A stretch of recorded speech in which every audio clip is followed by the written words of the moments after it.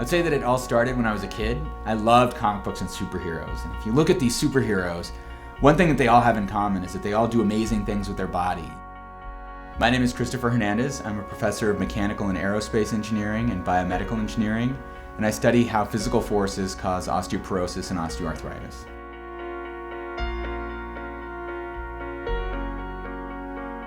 I would describe orthopedic research as research that encompasses studying bones, and bones help us perform everyday activities.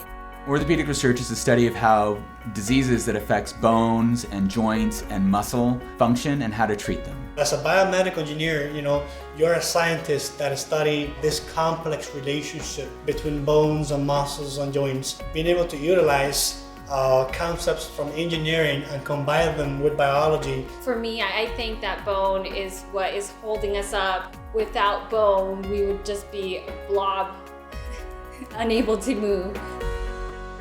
Let's talk about the 4 most common diseases in America.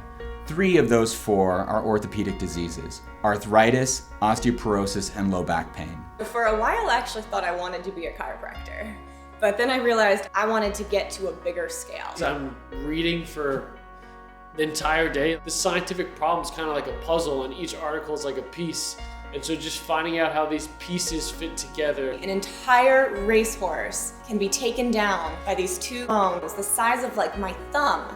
These 2 tiny little bones are required for the animal to be able to move. Orthopedics really is the study of physics inside the human body. We found out that bacteria in your gut can influence the bone properties. 10 years ago, I would have never thought that the bacteria in your gut can have any impact on your bones and joints, which are so far away. It's only been in the past few years that we've started to even look at a connection between these bacteria and your bones. There's some people in the field, they're called tissue engineers, and they're coming up with new biological ways to fix, say, a knee replacement. So right now we use metals and plastic. Potentially one day we won't have to worry about arthritis. If you start getting arthritis, there'll be some kind of replacement, and the replacement will be you. It'll look just like you. One day I will be old, and it will be nice to know that I'll be able to have a nice, fast healing process. Your bones and joints are involved in almost everything you do. And so right there, just studying this field, you're studying everyone.